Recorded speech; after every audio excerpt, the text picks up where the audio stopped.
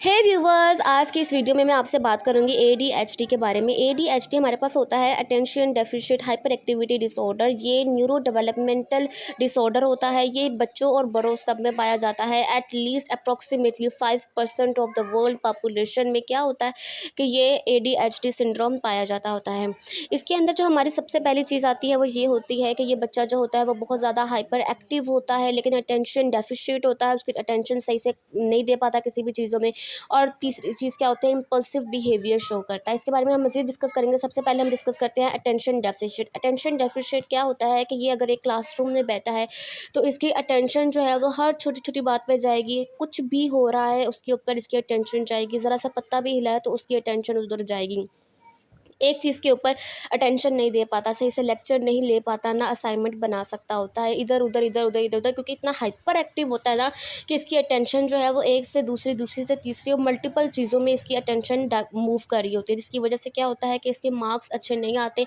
ये फेलियर का शिकार होता है और इससे फिर जो टीचर्स होते हैं वो सेटिस्फाइड नहीं होते हैं। वो इसको नील डाउन करते हैं, इसको डांट डपट करते हैं और इससे क्या होता है, इसको थ्रेट करते हैं जैसे बच्चों को डांटा जाता है।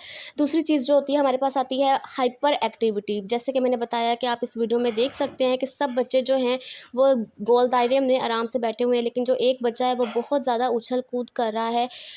और इनकी टांगों में रेस्टलेसनेस होती है और ये उछल कूद मचाए रखते होते हैं, और जिसकी वजह से बाकी लोग जो होते हैं वो परेशानी का शिकार होते हैं। हत्ता कि ये लोग भी जब रियलाइज़ करते हैं तो गिल्ट का शिकार आता है। लेकिन बट फिर भी इनकी एक चीज़ होती है, हाइपर एक्टिविटी इनमें बहुत ज़्यादा होती है, तो ये चीज़ हमें देखने को मिलेगी। जो तीसरी चीज़ है वो है इम्पल्सिव बिहेवियर। ये इस तरह का बिहेवियर करेंगे जो कि बहुत ही मायूब समझा जाता है, जो कि बहुत ही शर्मनाक होता है।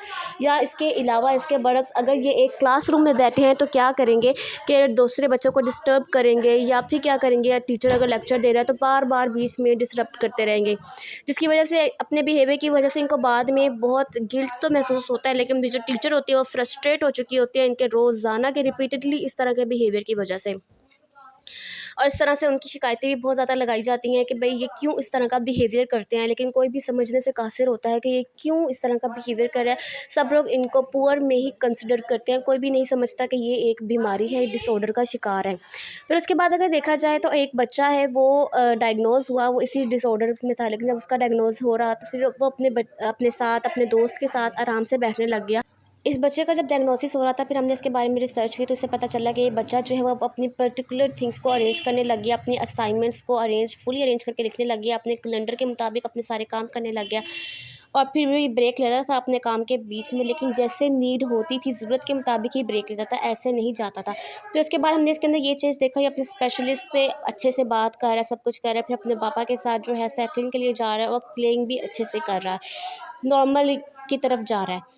फिर उसके बाद क्या होता है कि अगर हम देखें कि ये चाइल्ड स्पेशलिस्ट के पास गया कि भाई ये कौन सी वजूहात है जिनकी बेसिस के ऊपर इसको ADHD का सामना करना पड़ा, तो जो चाइल्ड स्पेशलिस्ट थे उन्होंने बताया कि 4 चीज़ों की बिना पर इसको ADHD का सामना करना पड़ा है। और वो जो चीज़ें थी वो आइस ब्रेक्स हुई, और वो चीज़ क्या थी कि घर का ट्रॉमा, या किसी दोस्त के साथ लड़ाई, या स्लीपिंग डिसऑर्डर, पुअर स्लीप हो, या डाइट जो है जब अच्छी नहीं होगी आपकी तो फिर आप क्या किन चीज़ों का सामना करना पड़ेगा, ADHD सिंड्रोम का सामना करना पड़ेगा।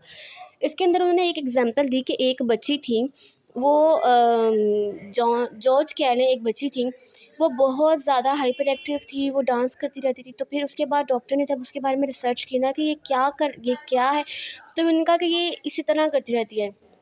फिर उन्होंने इसको डाइवर्ट करने के लिए क्या कहा कि आप इसको डांसर बनाएं, अगर इसका डांस में इंटरेस्ट है तो। फिर अब ये इस वक्त अमेरिका की सबसे अच्छी डांसर है।